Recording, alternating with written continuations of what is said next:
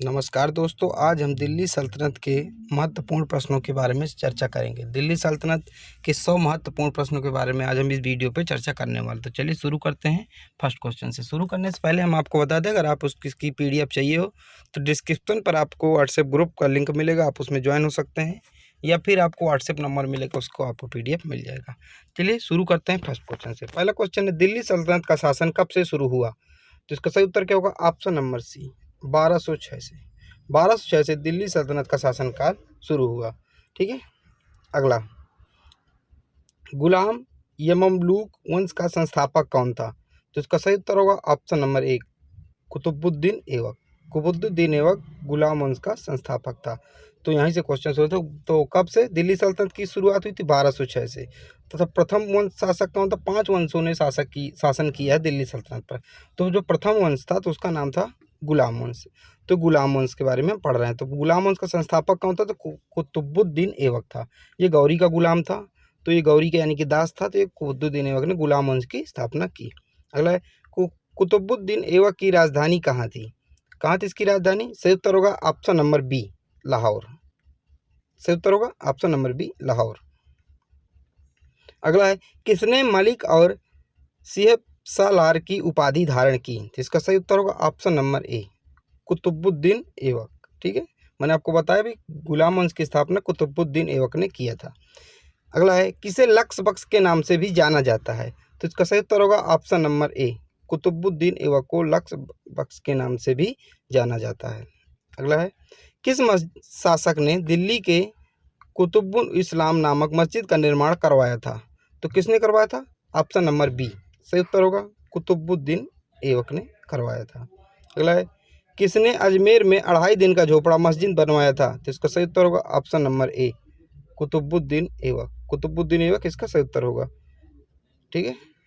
अगला, गुलाम वंश का संस्थापक कुतुबुद्दीन ऐबक था, तो किस वंश से था? तुर्की था, फारसी था, अफगानी था या ईरानी था? तो सही उत्तर होगा ऑप्शन नंबर ए, तुर्की था। ठीक है। 1210 ईस्वी में किस खेल को खेलते वक्त कुतुबुद्दीन ऐबक की मृत्यु हो गई थी? किस खेल को खेलते वक्त हो गई थी? तो ऑप्शन नंबर बी, चौगान या पोलो खेलते समय घोड़े से गिर के इसकी मृत्यु हो गई थी। किसकी हो गई थी मृत्यु? कुतुबुद्दीन ऐबक की। अगला है, सबसे पहले किसने दिल्ली सल्तनत में सुल्तान की उपाधि धारण की? किसने सबसे पहले सुल्तान की उपाधि धारण की? तो इसका सही उत्तर होगा option number C, option number C इसका सही उत्तर होगा। कुतुबुद्दीन ऐबक ने कभी भी सुल्तान की उपाधि धारण नहीं की। तो सर्वप्रथम दिल्ली सल्तनत में सुल्तान की उपाधि किसने धारण की? इल्तुतमिश ने धारण की। इल्तुतमिश किसका गुलाम था? ये कुतुबुद्दीन का गुलाम था। ठीक है। डॉक्टर ईश्वरी प्रसाद के अनुसार दिल्ली सल्तनत का वास्तविक संस्थापक कौन था? इसका वास्तविक संस्थापक कौन था? इल्तुतमिश को इसका वास्तविक संस्थापक माना जाता है। ऑप्शन नंबर 20 का सही उत्तर है। वैसे गुलाम वंश का संस्थापक आपसे पूछा जाए तो कुतुबुद्दीन ऐबक है, लेकिन अगर वास्तविक संस्थापक आपसे पूछा जाए तो आपका सही उत्तर इल्तुतमिश होगा। अगला है, इल्तुतमिश ने अपनी राजधानी लाहौर से कहाँ स्थानांतरित की? तो इसका सही उत्तर होगा ऑप्शन नंबर ए, दिल्ली। क्योंकि कुतुबुद्दीन को मैंने बताया लाहौर अपनी राजधानी बनाया था, लेकिन इल्तुतमिश ने कहाँ ट्रांसफर कर ली? दिल्ली। तो ऑप्शन नंबर ए इसका सही उत्तर होगा। अगला क्वेश्चन है, किसे गुलामों का गुलाम कहा जाता था? किसे गुलाम? Option number B, Iltutmish. Iltutmish को गुलामों का गुलाम क्यों कहा जाता था? क्योंकि जो कुतुबुद्दीन ऐबक था वो गौरी का गुलाम था, और जो गौरी का गुलाम था तो इल्तुतमिश था। तो गुलामों का गुलाम इल्तुतमिश को कहा जाता है। आप इसको ध्यान रखिएगा। किस शासक ने चालीसा दल या तुर्के ने चहलगानी की स्थापना की? किसने किया? तो इसका ऑप्शन नंबर बी सही उत्तर होगा। ऑप्शन नंबर बी, इल्तुतमिश ने। चहलगामी मतलब 40 लोगों का समूह बनाया, रईसों का समूह था, जो कह रहे थे कि इसके शासन को सहायता करेंगे। 40 लोगों का रईसों का समूह बनाया। किसने? इल्तुतमिश ने। 1221 में किसके शासनकाल में भारत पर चंगेज खान का आक्रमण हुआ था? किसके शासनकाल में भारत पर तो आपसे सही number option number B, Iltutmish के समय में आक्रमण हुआ था। अगला है, मंगोल शासक चंगेज खान का मूल नाम क्या था? तो इसका सही उत्तर होगा option number A, option number A, Temujin इसका सही नाम होगा। तेमुचिन या कहीं कहीं तेमुजिन भी आपको मिलता है, तो कंफ्यूज मत होइएगा, एक ही नाम है। ठीक है। तो ये मंगोल। अगला है, इल्तुतमिश ने बिहार में अपना प्रथम सूबेदार किसे नियुक्त किया था? किसे नियुक्त किया था? इसका सही उत्तर होगा ऑप्शन नंबर ए, मलिक जानी को नियुक्त किया था। अगला है, किसने सबसे पहले भारत में शुद्ध अरबी सिक्के चलवाए? तो इसका सही उत्तर होगा ऑप्शन नंबर ए, इल्तुतमिश ने भारत में सब शुद्ध अरबी सिक्के चलवाए थे।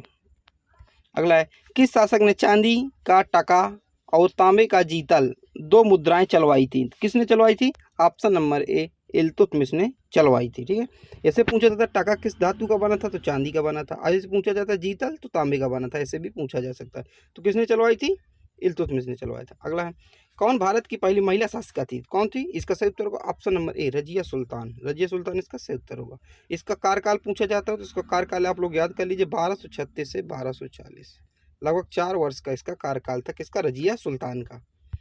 रजिया सुल्तान कौन थी? ये रजिया सुल्तान इल्तुतमिश की बेटी थी। अगला है, रजिया सुल्तान किसकी बेटी थी? तो मैंने अभी आपको बताया, तो इल्तुतमिश की बेटी थी। कौन थी? Razia Sultan. Option number B इसका सही उत्तर होगा। अगला है, रजिया सुल्तान को सत्ता से हटाने में किसका हाथ था? किसका हाथ था? Option number B, option number B इसका सही उत्तर होगा। तुर्कों का हाथ था। तुर्कों में अल्तुनिया का हाथ था। अगला, किसने जिल ए इलाही ईश्वर की छाया की उपाधि धारण की? इसका सही उत्तर होगा ऑप्शन नंबर बी, बलवन। बलवन ने ईश्वर की छाया की उपाधि धारण की। बलवन ये भी गुलाम वंश का एक शासक है। अगला है, किसने चालीसा दल को समाप्त कर दिया? इसका सही उत्तर होगा ऑप्शन नंबर बी, बलवन। बलवन ने चालीसा दल को समाप्त कर दिया, क्योंकि चालीसा दल सोचने लगे थे कि राजा को हटा के खुद शासक बनना चाहते थे। तो इसने देखा, तो इस चालीसा दल को ही समाप्त कर दिया था। अगर आपसे पूछा जाए कि चालीसा दल का गठन किसने किया था, तो इल्तुतमिश ने किया था। और समाप्त किसने कर दिया? तो बलवन ने समाप्त कर दिया। अगला है, किसने फारसी त्यौहार नवरोज की भारत में शुरुआत की? तो इसका सही उत्तर होगा ऑप्शन नंबर बी, बलवन ने नवरोज की शुरुआत की थी। इंपॉर्टेंट क्वेश्चन है, याद रखिएगा। किसने लव और रक्त की नीति अपनाई? बहुत बार पूछा गया है। इसका सही उत्तर होगा ऑप्शन नंबर बी, बलवन। बलवन ने लव एवं रक्त की नीति अपनाई थी। किस शासक ने सिजदा और पैबोस की प्रथा शुरू की? इसका सही उत्तर होगा option number A, option number इसका सही उत्तर होगा बलवन ने। सिजदा मतलब राजा के सामने पूरे लेट जाओ, और पैबोस मतलब राजा के चरणों को चूमो। तो लोगों ने ऐसा इनकार किया, कहा कि अगर हम लेट रहे हैं तो हम सिर्फ ईश्वर के सामने लेटेंगे और तुम्हारे सामने क्यों लेटे? तो उसने कहा कि जिले इलाही मतलब मैं ही ईश्वर की छाया हूँ, ईश्वर नहीं ईश्वर की छाया हूँ, तो मुझे ही जैसा तुम ईश्वर के सामने करते हो वैसे ही मेरे सामने लेट जाओ, मेरे चरणों को चूमो। तो ऐसा किसने किया था? सिजदा पैबोस की प्रथा किसने शुरू की थी? तो बलवन ने शुरू किया था। अगला है, बलवन ने किस मस्जिद की दीवारों पर अपने शिलालेख में स्वयं को खलीफा का सहायक लिखवाया था? किस में लिखवाया था? इसका सही उत्तर होगा ऑप्शन नंबर ए, गढ़मुक्तेश्वर की मस्जिद में।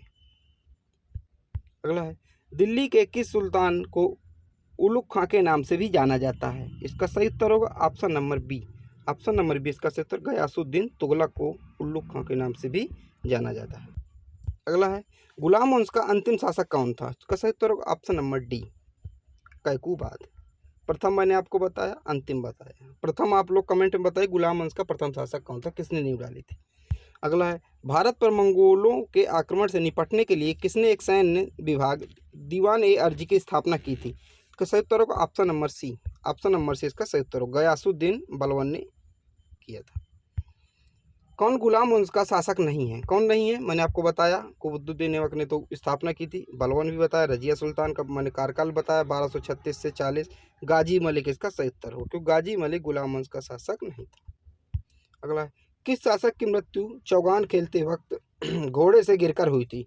तो किसकी हुई थी? Option number B, Qutubuddin Aibak की हुई थी। मैंने आपको बताया था। पूछा जाता है कौन सा खेल, तो चौगान या पोलो खेलते समय किससे गिर के मृत्यु हुई थी? घोड़े से।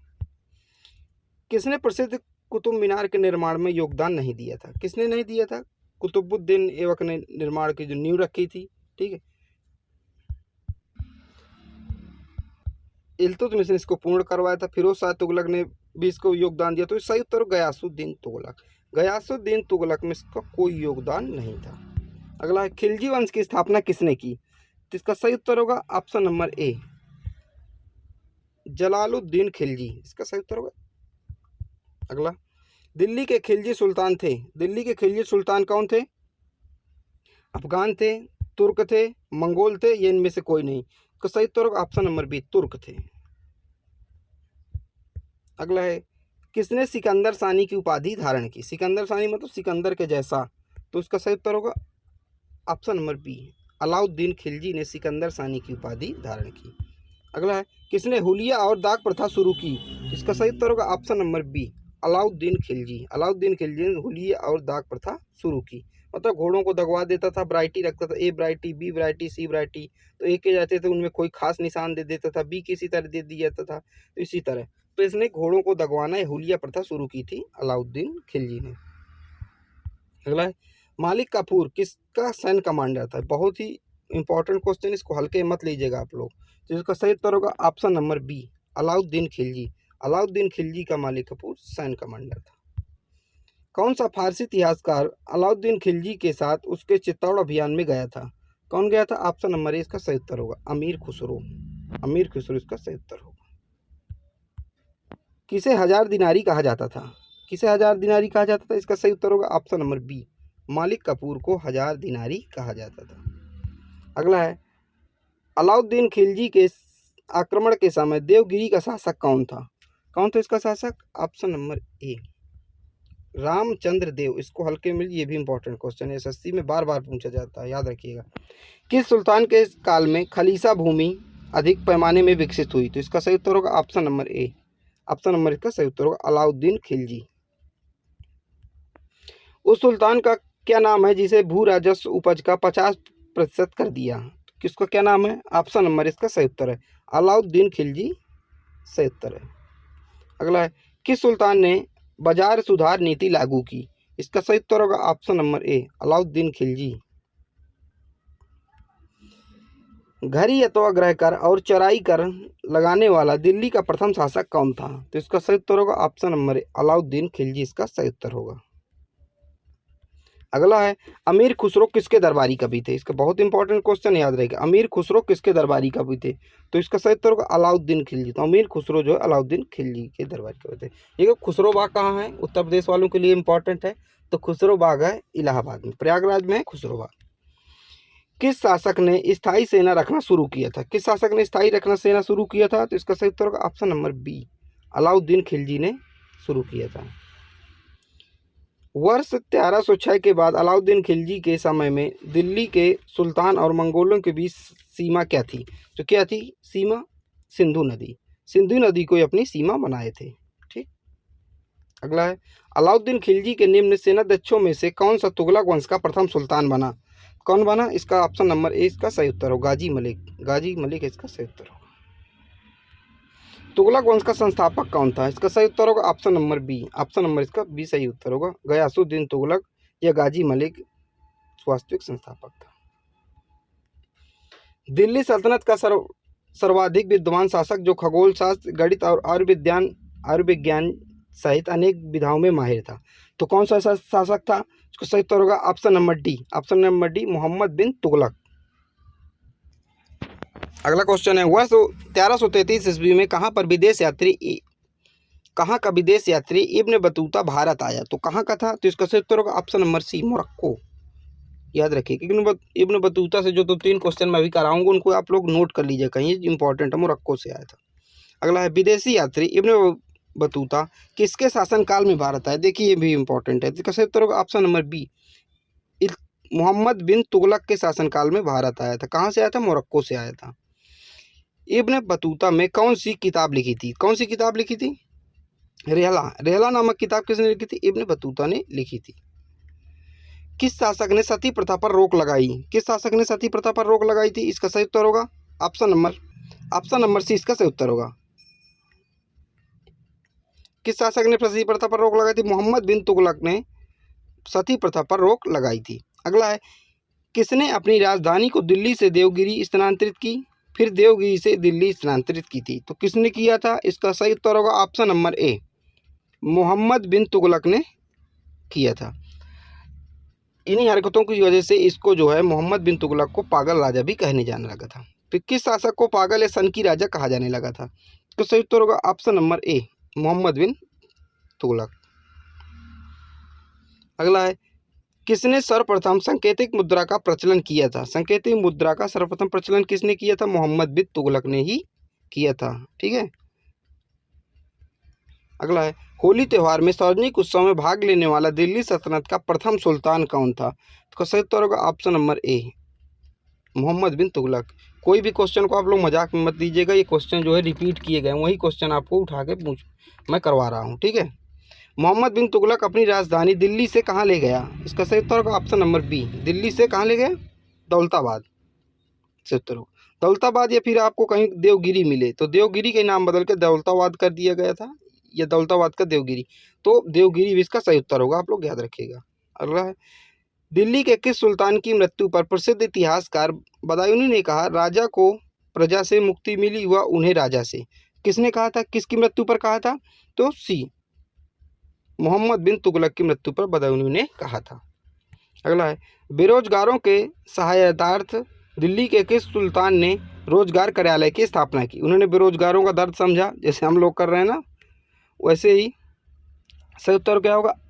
Option number A, Firoz Shah Tughlaq. Firoz Shah Tughlaq ने स्थापना की रोजगार कार्यालय की। किस सुल्तान ने दान दक्षिणा के बारे में काफ़ी ध्यान दिया और एक विभाग दीवान ए खैरात की स्थापना की? तो किसने किया था? ऑप्शन नंबर इसका सही उत्तर होगा फिरोज ए तुगलक ने किया था। किस सुल्तान के दरबार में सबसे अधिक गुलाम थे? किसके दरबार में सबसे अधिक गुलाम थे? ऑप्शन नंबर सी इसका सही उत्तर, फिरोज शाह तुगलक के दरबार में सबसे अधिक गुलाम थे। लगभग 1,80,000 गुलाम थे फिरोज शाह तुगलक के दरबार में। अगला है, किस सुल्तान ने गुलामों को लिए दीवान ए बंदगान की स्थापना की थी? तो किसने की थी? ऑप्शन नंबर सी इसका सही उत्तर होगा फिरोज शाह तुगलक। अगला है, दिल्ली के किस शासक ने सबसे अधिक नहरों का निर्माण करवाया था?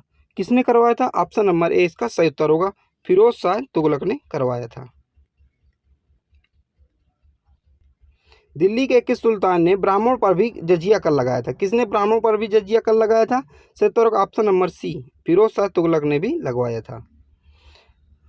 टोपरा और मेरठ से 2 अशोक स्तंभ लेख दिल्ली कौन लाया था? कौन लाया था? इसका सही उत्तर होगा option number B. Option number B इसका सही उत्तर होगा। अगला है, दिल्ली सुल्तान ने कुतुब मीनार की 5वीं मंजिल का निर्माण करवाया था? तो किस सुल्तान ने 5वीं मंजिल का निर्माण करवाया था? तो इसका सही उत्तर होगा option number D. Option number D, Firoz Shah Tughlaq ने करवाया था। ये कुतुब मीनार, इसके जो शुरुआत की थी कुतुबुद्दीन ऐबक ने करवाया था। इसको जो पूर्ण करवाया था इल्तुतमिश ने करवाया था, लेकिन मंजिल में कुछ समय बाद क्षतिग्रस्त हो गई थी। चौथी मंजिल क्षतिग्रस्त हो गई थी, तो फिरोज शाह तुगलक ने चौथी मंजिल को बनवाया तथा 5वीं मंजिल भी एक बनवाया। तो 5वीं मंजिल का निर्माण किसने करवाया था? तो फिरोज शाह तुगलक ने करवाया था। दिल्ली के किस सुल्तान ने धार्मिक किताबों के अनुवाद के लिए एक अनुवाद विभाग की स्थापना की थी? तो किसने किया था? ऑप्शन नंबर डी इसका सही उत्तर होगा फिरोज शाह तुगलक। राज्य के खर्च पर हज यात्रा की व्यवस्था करने वाला पहला दिल्ली सल्तनत का शासक कौन था? इसका सही उत्तर होगा option number D. Option number D इसका सही उत्तर होगा फिरोज शाह तुगलक। अगला है, दिल्ली सल्तनत के किस शासक ने फ्री में इलाज के लिए एक खैराती अस्पताल दार उल सफा की स्थापना की? किसने किया था? ऑप्शन नंबर डी इसका सही उत्तर होगा फिरोज शाह तुगलक। अगला है, जौनपुर फतेहाबाद और हिसार शहर की स्थापना किस शासक ने की थी? किसने किया था? ऑप्शन नंबर डी इसका सही उत्तर होगा option number A, Firoz Shah Tughlaq ने किया था। जौनपुर यानी कि उत्तर प्रदेश में, और ये पूछा गया था सिराजे हिंद को किस नाम से जाना जाता है? तो जौनपुर को सिराजे हिंद के नाम से जाना जाता है। उत्तर प्रदेश वालों के लिए इंपॉर्टेंट है, याद रखिएगा। अगला है, नसीरुद्दीन महमूद तुगलक के शासनकाल में किसने भारत पर आक्रमण किया था? किसने भारत पर आक्रमण किया था? इसका सही उत्तर होगा option number A, Taimur Lang ने भारत पर आक्रमण किया था, याद रखिएगा। अगला है, तैमूर लंग ने भारत पर कब आक्रमण किया था? तो कब आक्रमण किया तैमूर लंग ने भारत पर? ऑप्शन नंबर 20 का सही उत्तर 1398 में आक्रमण किया था। अगला, तैमूर लंग के आक्रमण के बाद भारत में किस वंश का राज्य स्थापित हुआ था? किसका स्थापित हुआ था? ऑप्शन नंबर 20 का सही उत्तर है सैयद वंश का स्थापित हुआ था। तुगलक वंश का अंतिम शासक कौन था? तो सही उत्तर होगा option number B, Nasiruddin Mahmud जो है तुगलक वंश का अंतिम शासक था। अफगान मूल थे, अब कौन अफगान मूल थे? तो कौन थे? तो इसका सही उत्तर होगा ऑप्शन नंबर ए, लोदी थे। ठीक है। दिल्ली सल्तनत में किस वंश ने अधिकतम समय तक शासन किया था? किसने शासन किया अधिकतम समय तक? ऑप्शन नंबर 20 का सही उत्तर तुगलक वंश ने। किसने शासन किया था? तुगलक वंश ने सबसे अधिक शासन किया था। देखिए, इसके माध्यम से आप समझिए, गुलाम वंश ने लगभग 84 वर्ष शासन किया, खिलजी वंश 30 वर्ष, तुगलक वंश ये देखिए सबसे ज़्यादा है, मैक्सिमम सबसे ज़्यादा है 94 वर्ष, सैयद वंश 37 वर्ष, और लोधी वंश 75 वर्ष। तो सबसे ज़्यादा किसने किया? तुगलक वंश ने किया। और सबसे कम किसने किया? तो सबसे कम किया खिलजी वंश ने। ठीक है, खिलजी वंश। तो आप लोग याद रखिएगा, सबसे ज़्यादा किया तुगलक वंश ने, सबसे कम किसने किया? मिनिमम यानी कि कम से कम तो किसने किया? खिलजी वंश ने किया, याद रखिएगा। सैयद वंश का संस्थापक कौन था? तो सैयद वंश का संस्थापक कौन था? इसका सही उत्तर होगा ऑप्शन नंबर ए इसका सही उत्तर होगा। खिज्र खां इसका संस्थापक था। अगला है लोधी वंश का संस्थापक कौन था? इसका सही उत्तर होगा option number C, Bahlol Lodhi इसका संस्थापक था लोधी वंश का। दिल्ली सल्तनत में किस वंश ने सबसे कम समय तक शासन किया? किसने सबसे कम समय तक शासन किया है? ऑप्शन नंबर ए इसका सही उत्तर होगा। ऑप्शन नंबर ए का सही उत्तर होगा खिलजी वंश ने सबसे कम समय तक शासन किया। ठीक है, सबसे ज्यादा तुगलक वंश। किस शासक ने आगरा नगर की स्थापना की थी? किसने आगरा नगर की स्थापना की थी? इसका सही उत्तर होगा option number B, Sikandar Lodhi ने आगरा नगर की स्थापना किया था। सिकंदर लोधी ने किस वर्ष आगरा नगर की नींव रखी? तो इसका सही उत्तर होगा ऑप्शन नंबर सी, 1504 में रखी थी। किसने रखी थी? सिकंदर लोधी ने रखी थी। किसने गज ए सिकंदरी एक नया पैमाना नाप का पैमाना शुरू किया था? तो इसका सही उत्तर होगा option number B, option number B इसका सही उत्तर होगा सिकंदर लोधी ने।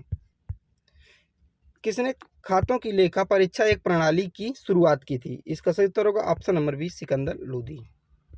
लोधी लिखा है, लोधी है। लोधी वंश का अंतिम शासक कौन था? इसका सही उत्तर होगा option number B, Ibrahim Lodhi. वर्ष 1518 में महाराणा सांगा ने इब्राहिम लोधी को किस युद्ध में परास्त किया था? बहुत इंपॉर्टेंट क्वेश्चन है, तगड़ा क्वेश्चन। इसका सही तो खतौली का युद्ध में परास्त किया था। सल्तनत काल में किस भाषा को राजभाषा का दर्जा दिया गया था? तो इसका सही उत्तर होगा option number A, option number ए हिंदी को दिया गया था। सल्तनत काल में दीवान ए अमीर खोही विभाग किससे संबंधित था? तो किससे संबंधित था? ऑप्शन नंबर सी इसका सही उत्तर होगा राजस्व से संबंधित था। अगला है दीवान ए अमीर खोही विभाग की स्थापना किसने किया था? किसने किया था? इसका सही उत्तर होगा option number B, Ibrahim Lodhi ने किया था। सल्तनत काल में बरीद किसे कहा जाता था? तो इसको बरीद किसको कहा जाता था? सल्तनत काल में बरीद किसको कहा जाता था? तो इसका सही उत्तर होगा सूचना पहुंचाने वाले को बरीद कहा जाता था। इसका बी ऑप्शन नंबर सही होगा।